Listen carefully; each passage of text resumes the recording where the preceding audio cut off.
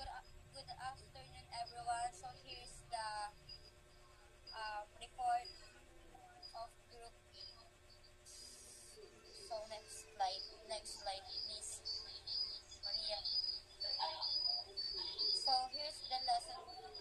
So here's the lesson objective.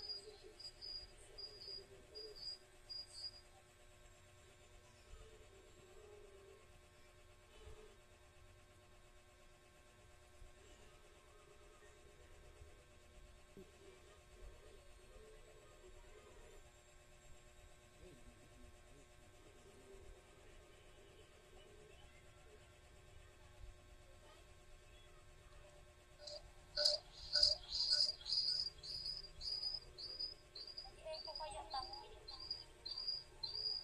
Ano naman daw? Ano na ginagawa? Ano naman daw? Suya ako na. Magsuruway-suway nga ni kamo mo.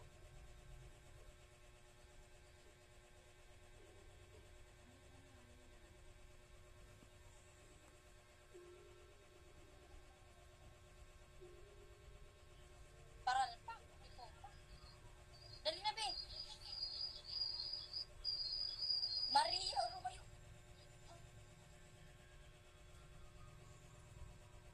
Ang saruway, duman signature part. Putang ina kaya. Ayun na. So, good afternoon, everyone. So, here's the lesson objective. By the end of the lesson, students will be able to achieve equal rights, opportunities, and freedom for individuals in all aspects of life, including politics, economy, education, and social spheres. Through legal and policy reforms, education, and individual empowerment. So, next slide. So, here's the pinpoint of our topic, which is the liberal feminism. So, we have equality, equity, diversity, and justice. Next.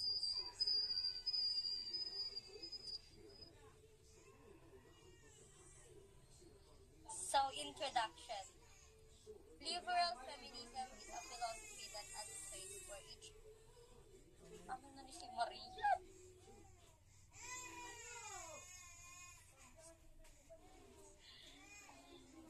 So, introduction. Liberal feminism is a philosophy that advocates for each individual rights and equality through individual freedom, equal opportunities, and social reforms. It seeks to empower women to participate fully in society, making choices about their lives, bodies, and future. By promoting equal rights, opportunities, and freedom, liberal feminism aims to create a fair and just society where women can reach their full potential and contribute to the better humanity. Next. So, what is liberal feminism? Anyone? Sino po yung nakakaalam ng liberal feminism?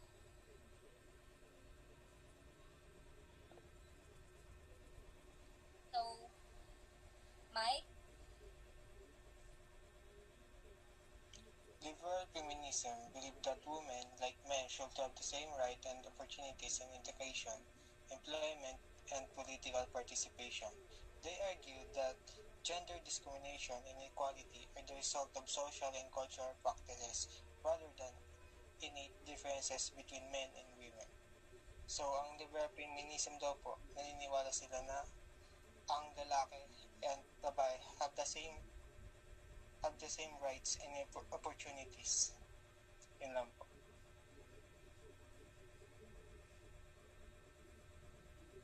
Precisely. So,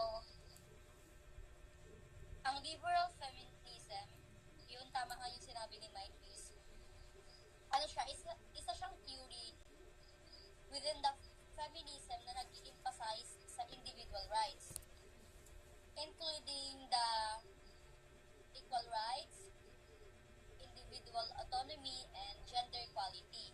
So when we say equal rights, ang equal rights is nag-a-advocate siya sa women na mag ano na mag na magka nag-advocate siya sa women na nagbibigay ng oportunidad sa lahat sa in all aspects of life. At dito naman sa individual autonomy, nag-i-emphasize niya ang women's freedom para magkaroon ng choice about sa buhay nila and also sa future. So, when we say gender equality, sila yung nagsisig para ma-eliminate ang gender-based and also discrimination. So, next muna. Equality.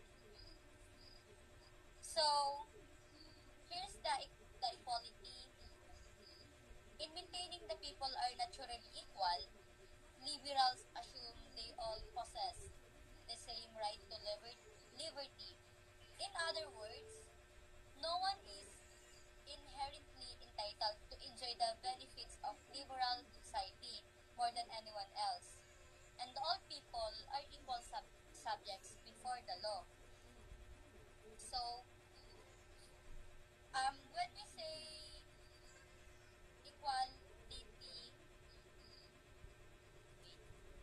say equality, means tigtitreat niya um, tigtitreat niya ang women and men with fairness and respect. And also, equality is siya yung nagpo-provide sa mga opportunities and resources to all individuals. And also, tigiinis niya na ma-promote ang justice and para malas ang discrimination. So, in equality, we have different kind of aspect, which is the same treatment, yun nga, yung fairness sa everyone. Sa same treatment dapat yung everyone is treated equally without bias. So, sa equal rights is dapat meron ditong same rights and freedoms. And also, lastly is fair opportunities. Dapat yung lahat ng tao ay merong access para ma-reach or makuha nila yung same opportunity and resources. For example, yung sa equality, magbibigay ako ng example. For example, may isang kumpanya with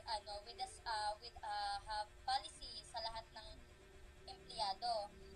Regardless of their gender or position, nakaka-receive sila ng same benefits and compensation for the same work.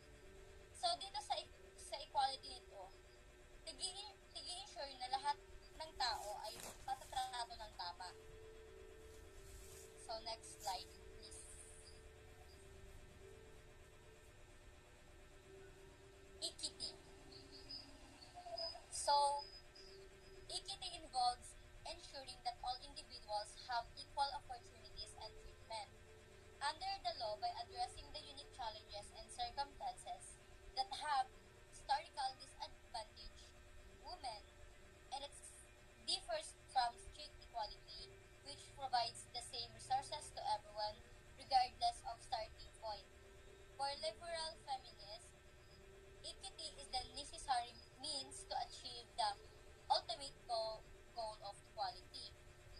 So, dito naman sa equity involves providing a different levels of support and resources. Based man sa individual needs para ma-achieve ang fairness kang equal outcomes, it's about ensuring everyone has an equal opportunity to succeed. And also, para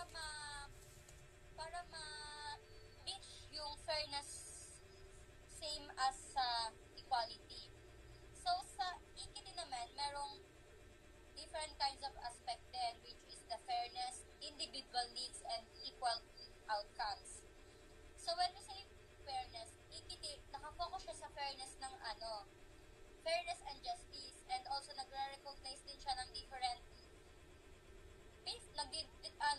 people, kung ano yung different levels of support. So, sa individual needs naman, ang equity is consider na nagbibigay ng needs and also circumstances of each individual, and lastly, the equal outcomes.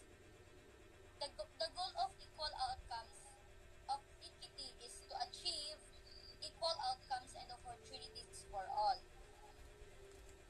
So, example nito is for example sa school, nagpo-provide sila ng, for example sa CBSQA, nagpo-provide sila ng extra tutor para masupport ang students when it comes to learning disabilities. And dyan, the way student participate the opportunity to succeed, kaya nagkakaroon tayo ng equity, and dyan papasok yung fairness. Next.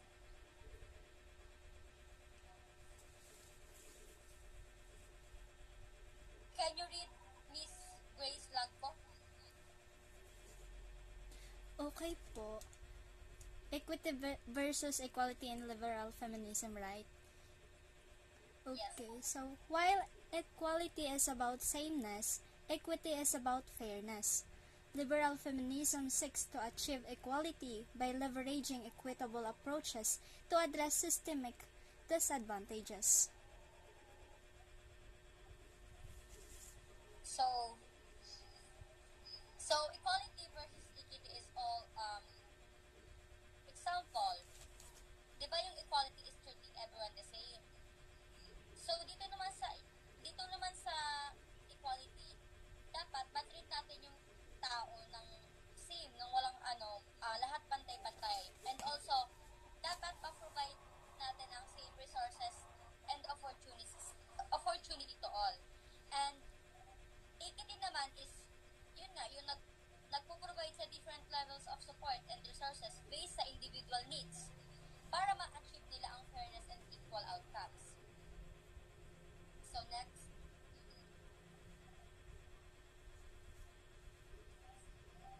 Anyone who can read?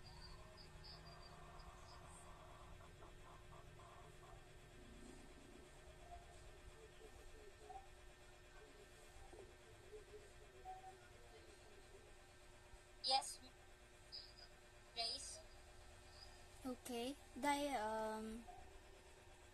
diversity. So diversity is critically important in modern liberal feminism because it ensures that the movement's goals of achieving legal and political equality are inclusive of all women, not just those from privileged backgrounds. It provides a framework for understanding that gender is not a universal experience and that issues like race, class, sexual orientation, and ability intersect to shape a woman's life. So, thank you, Miss Grace. So, ang diversity is, it refers to the presence of different groups or individuals with unique backgrounds, experience, and perspectives, and characteristic within a community. So, diversity have different aspects. Diyan papasok yung inclusion of difference. When we say inclusion of difference, diyan yung diversity na nagse-celebrate na may includes people with difference, different cultures, gender, sexual orientations, and etc. So, ang diversity brings different viewpoints and ideas, enriching decision making and problem solving. And also diversity thrives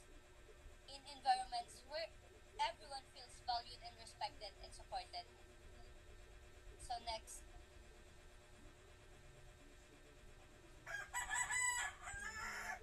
can you read Danny B?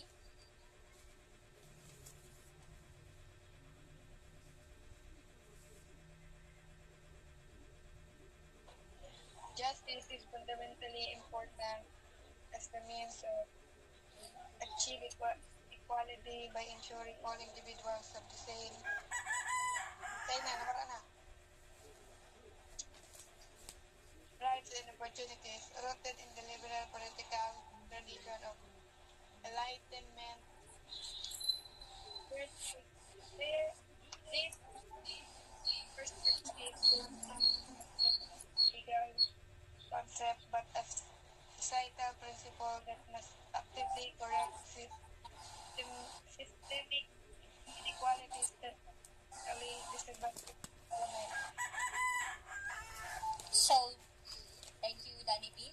So, ang justice is naka-refer siya sa principle of fairness, morality, and equality in the application of law, rules, and social norms.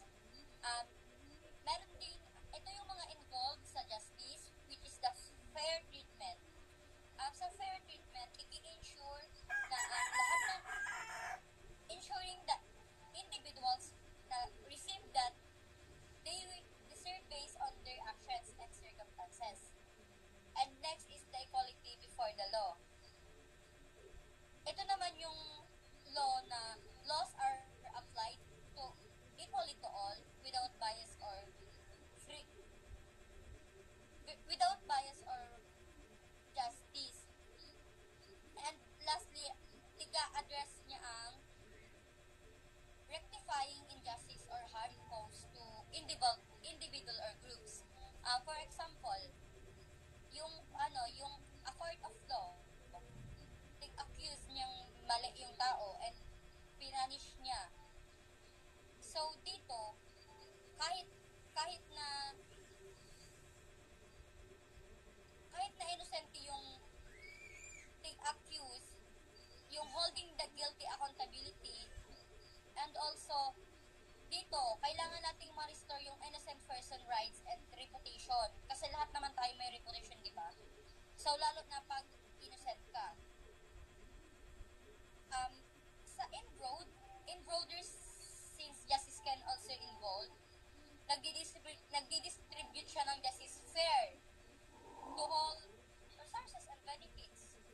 And also, restorative justice repairing harm and promoting healing. So, next slide. So, this Magna Carta of Women, this Magna Carta Women is also a law, but here in the Philippines, kaya may makitang direct na, law kang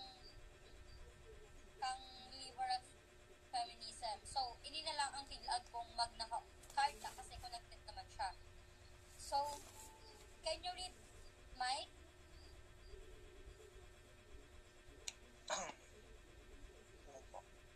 The Magna Carta of Women, or MCW, is a comprehensive women's human rights law that seeks to eliminate discrimination through the recognition, protection, fulfillment, and promotion of the rights of Filipino women, especially those belonging to the marginalized sectors of society.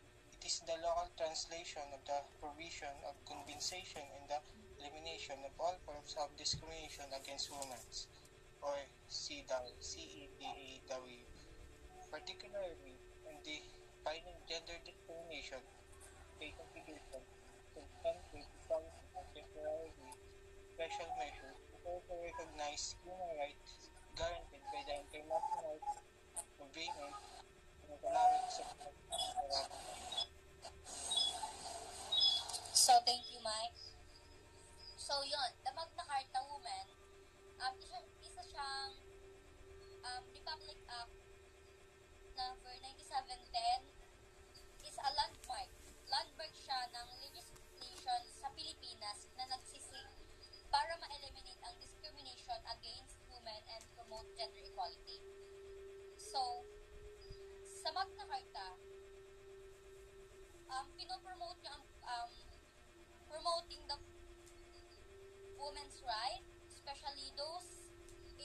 marginalized sectors, eliminate discrimination against women in all forms, and also i-ensure niya ang substantive equality between men and women.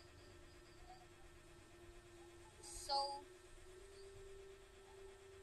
the Philippine Commission on Women is tasked to promote and monitor the implementation of Magna Carta of Women. So, the Magna Carta Women is a significant step towards promoting gender equality and empowering women in the Philippines. It provides a framework for a government and society to work together to eliminate discrimination and promote women's rights. So, lastly, next slide please. So here's the summary of the topic, which is the liberal feminism works within existing democratic structures to achieve social, economic, and political equality for all individuals through legal reform and policy changes. Its its core importance lies in championing individual autonomy and ensuring fair treatment. Rooted in liberal principle, diversity is critically important to modern liberal feminism because it recognizes the gender inequality is complex and intersects with other forms of oppression like race and class. Ensures meaning a universal solution will not work. Integrating diverse perspective ensures that movement goals are inclusive and policies are nuanced, directly addressing confounding and disadvantage. Next. So that's all for today. Thank you everyone.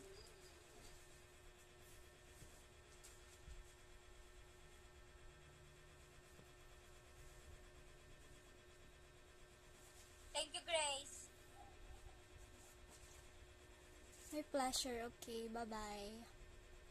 I'll send na lang later or tomorrow.